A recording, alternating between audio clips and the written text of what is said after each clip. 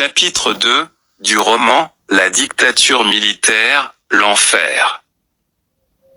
Aïssatou trouve un prétendant. Le père d'Aïssatou et Kaou s'était retiré dans la chambre de ce dernier lorsqu'Aïssatou reçut une commission l'invitant à les rejoindre. Lorsqu'elle entra, Kaou lui demanda de s'asseoir dans le lit où lui-même était assis avec le père. Aïssatou voulut décliner l'offre et s'installer par terre. Mais Kaou, les dents rougies par la cola, la fit asseoir à côté de lui.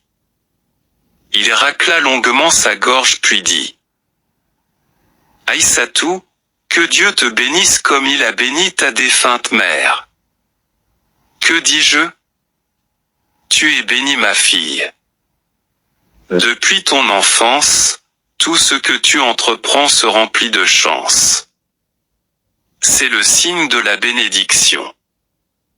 Je t'ai appelé à la demande de ton cousin Tierno. Il cherche une femme avec laquelle il va fonder son foyer et son regard est tombé sur toi. Aïssatou dit : « Et son épouse, ma cousine, que deviendra-t-elle ? » Kaou répondit : « Ta cousine reste bien sûr à sa place pour s'occuper de ses enfants. N'est-ce pas trop pour satisfaire son mari ? Tierno veut fonder son deuxième foyer pour lui donner plus de repos. » Aïssatou ne répondit plus. Elle n'avait pas de réponse. Kaou aussi se tut et le silence s'installa dans la chambre remplie de la douce odeur du parfum d'Aïssatou. La nuit suivante, la lune s'affichait au milieu du ciel et offrait une lumière presque diurne. Au pourtour, le ciel était parsemé de quelques nuages qui s'épaississaient de temps en temps et défilaient sous la lune, en masquant sa lumière. Mais celle-ci, déterminée à illuminer la terre, ressurgissait aussitôt et lançait comme par vengeance une lumière de plus en plus éclatante. Les chants des enfants et leurs galopades heureuses reflétaient la joie que la reine de la nuit leur offrait par sa lumière. Aïssatou fut de nouveau convoquée pour le sujet du mariage. Elle vint s'asseoir dans la cour, sur la même natte qu'occupaient son père et Kaou. Le petit groupe savourait ce bonheur dans le silence. Aïssatou étudiait la position qu'elle devait prendre. Elle avait vécu des choses, trop de choses. Et cette fois, ce mariage pourrait être la fin de sa vie de diaspora, l'occasion de faire des enfants et de fonder son foyer. Mais avec qui devait-elle partager son mari ? Avec sa cousine, sa meilleure amie. Dire oui et trahir sa cousine. Dire non et contredire ses parents. Aïssatou demeurait silencieuse et pensive. Son cœur palpitait.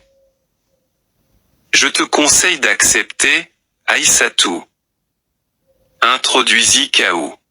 « Tu dois finir avec cette aventure de femme sans mari et retrouver une vie normale. » Aïssatou le regarda sans demander d'explication. Kaou continua en disant : « C'est vrai que vous vous aimez beaucoup, ta cousine et toi. Mais accepter la main du mari de ta cousine ne veut pas dire que tu l'as trahi. Elle peut se fâcher. Mais c'est à toi de lui montrer qu'elle demeure ta sœur. Tu peux par exemple lui demander de se reposer alors que tu fais tous les travaux du ménage. Elle finira par comprendre. » Le père d'Aïssatou renchérit. « C'est vrai, Aïssatou. Épouse-le et respecte ta cousine. Tu pourrais sortir de cette longue vie de femme célibataire et sans enfant. Cette bénédiction que tu portes risque de te laisser si tu restes sans mari. La femme vaut ce que vaut son mariage. » Aïssatou répondit : « Merci pour le conseil. Je comprends vos inquiétudes mais je vous prie d'accepter que Dio soit mon mari. Dio était un diplômé sans emploi, dont la famille vivait au village. C'était un jeune très bavard détesté par les adultes et les personnes âgées car, à leurs yeux, il lui manquait la bonne éducation. Il ne connaissait La dictature militaire, l'enfer. une personne plus âgée et de Un roman de Mamadou Malalba. jamais les mosquées T'es publié aux éditions BOD. pour eux un raté. Au contraire, il était le chouchou des jeunes du quartier. Partout où l'on se regroupait, il prenait volontiers la parole et animait. Il racontait un de ses 1000 récits drôles, ou bien il décrivait avec une précision savante les grandes villes d'Europe qu'il n'avait jamais visitées. Il était le héros des jeunes gens sans que personne n'eût été jaloux. Était-ce cette notoriété qui avait attiré Aïssatou? Lorsqu'elle débarqua dans le quartier, Dio fut le premier homme à lui manifester de l'intérêt.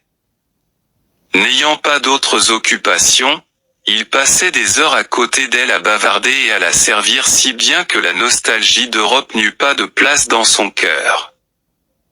Par attachement à Dio, les autres jeunes du quartier la considérèrent comme une belle-sœur aimée et respectée de tous. Ce frottement ne resta pas sans effet. Il fallut quelques jours pour que les cœurs se fussent rapprochés et l'amour devint subitement si grand qu'Aïssatou le considéra comme son nouvel homme. Aïssatou insista. Acceptez que Dio soit mon mari. Le père essaya de convaincre. Personne n'ignore l'amour que tu éprouves pour Dio.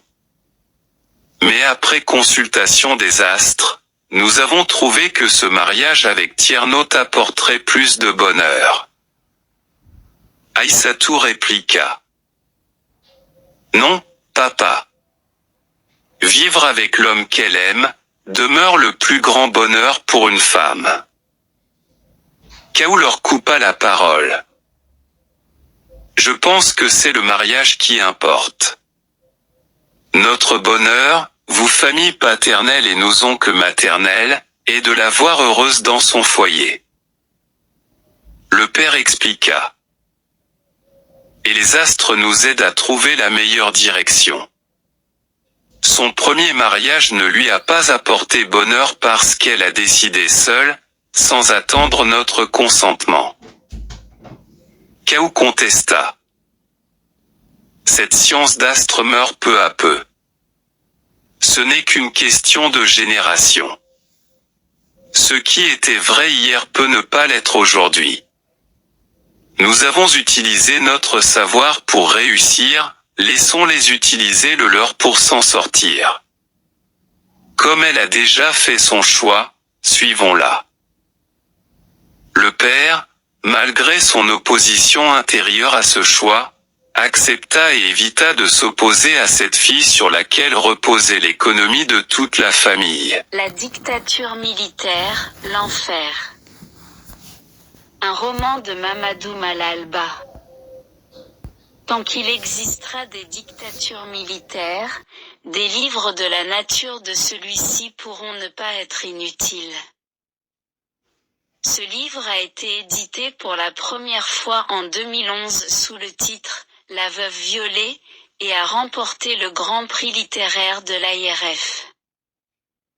Une nouvelle version a été publiée aux éditions BOD.